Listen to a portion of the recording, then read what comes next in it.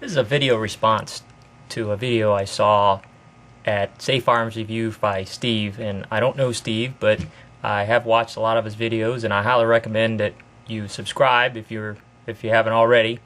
But the video was about emergency food storage, and at the end of his video he had a drawing of a box to rotate your canned goods, and I thought it was a pretty cool idea, so I figured I'd give it a shot.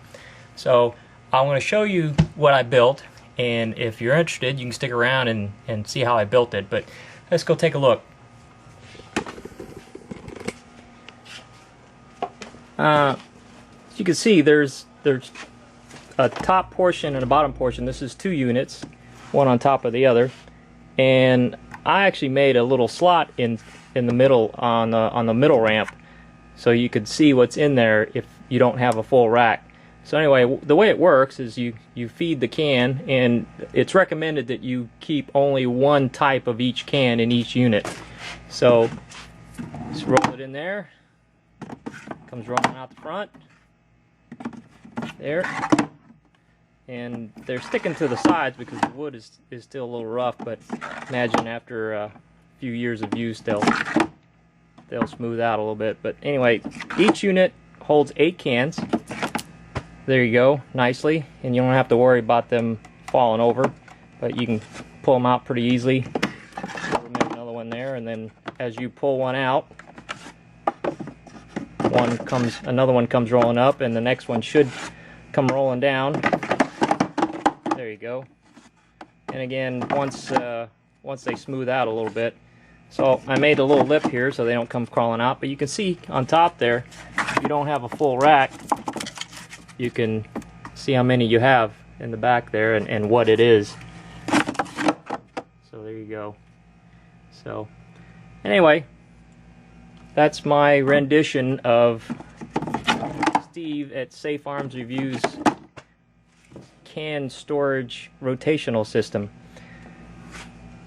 And if you want to stick around and see how I built it, you're more than welcome to.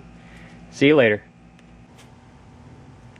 What I did first was I got a few cans from around the house that I was planning to use in the storage bins, and I just measured them. Got a few cans here. I got golden corn, beans, red beans, my favorite, Chef Boyardee, it's a meal in a can, and some Campbell's. But you can see most of them are the same size, but the Campbell's is a different size. So I went with making the storage for the bigger cans because these aren't that much smaller, and in a pinch I can use, unless I wanted to make a exclusive bin for these. I think I'll just make one size bin and put these in there too, in the same size bin. So I measured them, and these measure about 3 inches by 4.5, or about 4.5 inches there. So went and took my sketchboard here and sketched out a plan for the bin. So up here, what I did was I wanted to give the cans a little ramp to roll down, and then of course a ramp up here to roll down, and made sure that I had enough room. And even though the cans are 3 inches in diameter, I went ahead and gave myself an extra 1/8 of an inch there. So here's the dimensions for the top opening, 3.5 up and down. Of course, that's to get your can in the bin, and then it's going to roll down here and hopefully drop down in a 3.5 inch opening, and then roll down here, and I'm gonna have a little stop, probably a little 3/4 inch or 1/2 inch stop. I don't know yet. I'll get there. So what I did was I took all the dimensions, and I'm using 1/4 inch plywood, so I took account for the 1/4 inch, and that's the 3/4 dimension there. So it's going to be 3.5 inches up here, plus a 1/2 inch here, plus 3.25 inches here, plus a 1/2 inch there, and then taking account the thickness of my top, middle, and bottom pieces. I come up with exactly 8 inches for the dimensions on the side, and then I'm going to put it on my shelf here back there once I get it cleaned up. And the width of those shelves is about a foot deep, so I'm going to make the depth a foot, and top's going to be 8 inches, and it's going to be 4 inches inner dimension, 4.5 inches inner dimension, and with the 1/2 inch sides it's going to be a total of 5 inches wide. So it comes to a nice round number, 5 inches wide by 12 inches deep by 8 inches tall. So I'm making a modular. I'm gonna rip the sides, and I got my saw blade set at 8 inches, and I'm gonna rip 2 pieces. This is 2 feet long, or 2 feet wide. So that's gonna make a set of sides. So I'm gonna make 2 boxes to begin with to see how it works out, and I'm gonna start ripping the sides here. Now I've set up for the 4.5 inch, which is going to be the top deck and the bottom deck, and then I'm going to rip 2 pieces for the middle deck, and I'll cut those down to size. Now I've set my rip bits to 12 inches, so I can rip these in 2, make the top and the bottoms.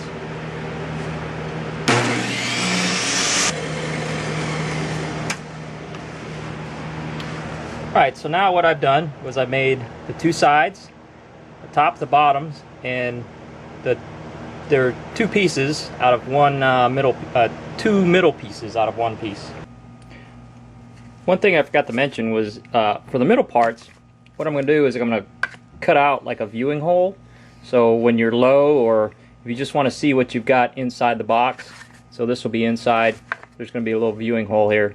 And what I'll do is I'll drill a hole here with the drill press and cut it out with my handy dandy jigsaw there.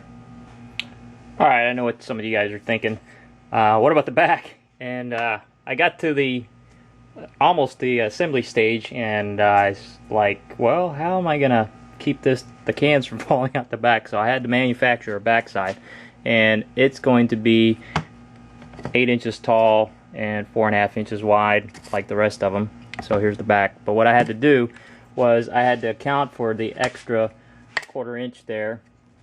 So I had to cut a 1/4 inch off my middle piece, the middle ramp, and I had to also trim a 1/4 inch off of the top and the bottom to account for the back side, because the side pieces here are 12 inches long. So now I'm getting ready to assemble it. What I did was I got some shelving boards. I had some scrap shelving boards, and I just stacked them up to where they're 1.5 or 4.5 inches high.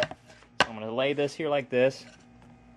I'm going to get my bottom, lay my bottom, and what I did was I drew a line there for my bottom ramp, and then what I'm going to do is I'm going to line these up.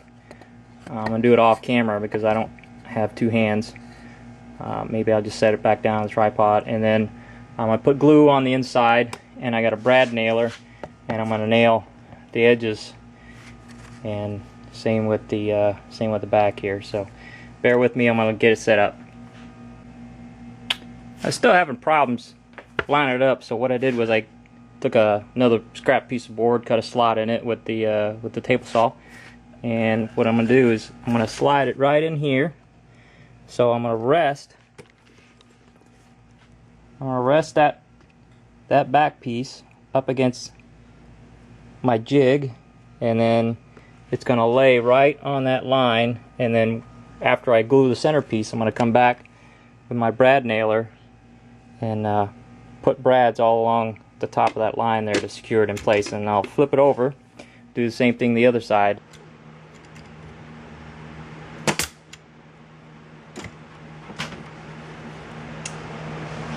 Alright, so that's what the inside looks like. You got the shelf, cans roll on, and as the cans roll down, they fall down, and they're going to roll forward. So set it on a semi-straight surface here. Can comes in, top, feed it in the top. It's gonna roll down and roll to the front. Feed another can in there. There you go. So that's basically how it's gonna work. And I think I got a soup can, but you can hold 4 on the bottom and 4 on the top, giving you 8 cans that you can rotate through. So I'm going to finish it up and let you see how it looks. Right, here's the first one.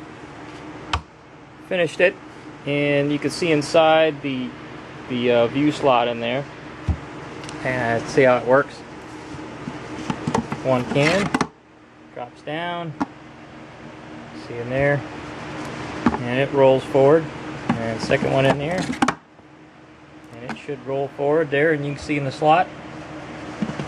Third one there, rolls forward. Fourth, fifth, 6, 7, and number 8. And of course, you would want to put the same kind of cans, like all Chef Boyardees or all tomatoes or all whatever. That way you know what's in each crate. So here's taking one out. Should come out, but slope is a little low. Thinking about changing maybe the pitch of the slope. I had originally had a 3/4 inch rise in the back, but I tested it on a smooth level surface, and a 1/2 inch seemed to work. But anyway, just needs a little coaxing there. Push those in. Another one comes out. Give it a little motivation there. So I think the next one I'm going to put a 3/4 inch slope just to help it along a little bit more. I mean, it still works. You can still reach in there and grab the can, but for the most part, maybe my table isn't level or something. So that's it. Hope you guys get some ideas out of this, and I'll catch you next time. See you later.